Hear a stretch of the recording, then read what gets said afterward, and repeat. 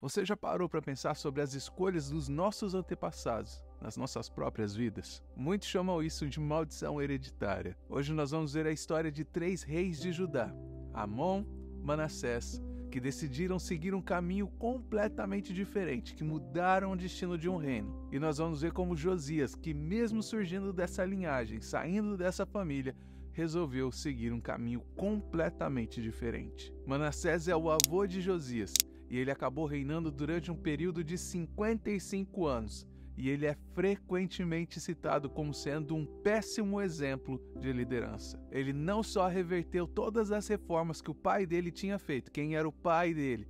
O pai dele era o rei Ezequias. Se você não viu o vídeo ainda sobre o rei Ezequias, acesse aqui no link que está aparecendo no card. Manassés não só apenas reverteu as reformas que o pai dele tinha feito, mas ele acabou mergulhando Judá em uma era de idolatria e abominação sem precedentes. Manassés ele acaba reconstruindo altares pagãos. Ele acaba derramando muito sangue inocente e acaba mergulhando Judá em um declínio espiritual e moral. Ele acabou desafiando abertamente os mandamentos de Deus. E isso acabou arrastando o povo de Judá para práticas que superaram em maldade aquelas nações que Deus já havia destruído diante deles. E Amon, que era filho dele, não fez nada para corrigir os erros do seu pai quando assumiu o trono. Ele acaba reinando apenas por 2 anos, e nesses 2 anos ele acaba dobrando a aposta, fazendo tudo pior do que seu pai havia feito. Ele acabou servindo e adorando a esses ídolos com tanto fervor que isso só serviu para afundar cada vez mais o reino dele na iniquidade. Amon ele acabou ignorando completamente a chance de arrependimento e de mudança na vida dele. E isso acabou selando seu destino com um fim trágico.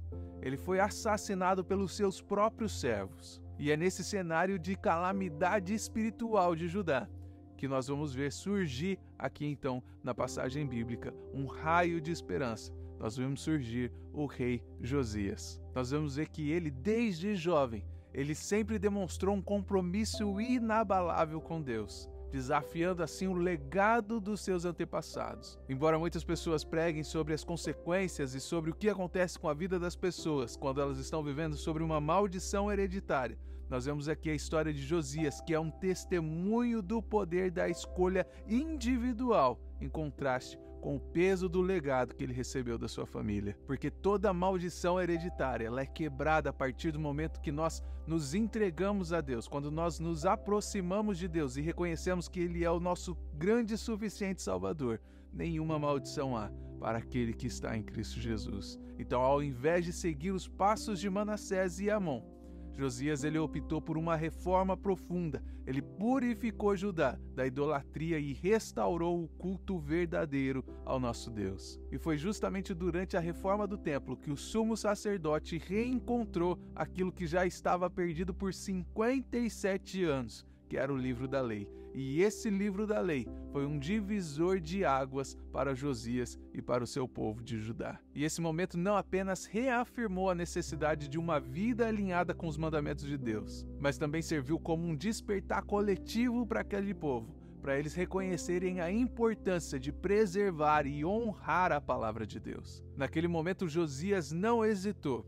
A palavra de Deus diz que ele rasgou as suas vestes em luto e em arrependimento, e acaba liderando seu povo em um compromisso de renovação espiritual com Deus. Então a história de Josias, ela é um lembrete poderoso para mim e para você, que não importa quão profundo seja o buraco que você se encontre, seja por suas escolhas pessoais ou qualquer outra coisa que aconteceu na sua vida, sempre existe uma oportunidade de mudança nas nossas vidas. A vida de Josias nos mostra que a verdadeira reforma começa dentro dos nossos corações, com um arrependimento genuíno e ações que erradicam as práticas que nos afastam de Deus. Nesse tempo onde nós estamos vivendo hoje, onde a idolatria ela tem se manifestado de formas tão sutis, a história do rei Josias ela nos desafia a examinar os nossos próprios corações. O que nós temos adorado nesses dias? Para onde nós desviamos o nosso olhar quando nós tiramos os nossos olhos de Deus?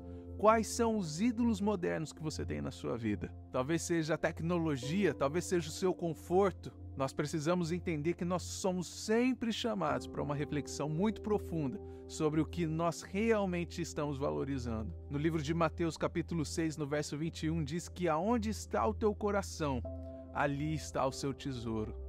Aonde está o seu coração? O que você tem buscado? Aonde você tem gastado as suas energias? Se for na meditação da palavra de Deus, se for na oração, você realmente está servindo a Cristo. Mas se o seu coração, se o seu tempo, se o seu dinheiro está sendo gasto com qualquer outra coisa que não seja o principal, que é a palavra de Deus, que é uma vida cristã, com certeza você tem outros ídolos na sua vida. Josias, na sua determinação em seguir a Deus, ele nos inspira a escolher um caminho de fidelidade e de obediência. Josias, ele nos encoraja a fazer da palavra de Deus a nossa bússola das nossas vidas.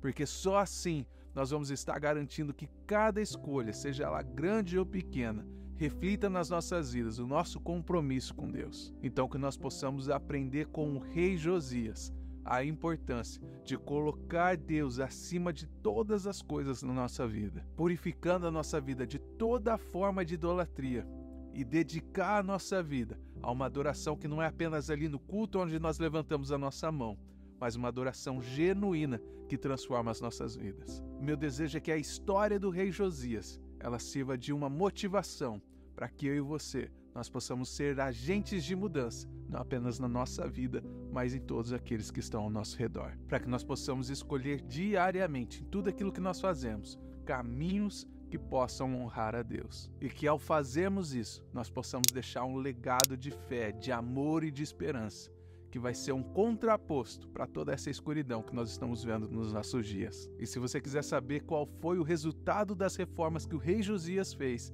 eu gostaria que você clicasse aqui na tela, onde nós vamos falar sobre o tempo de santificação.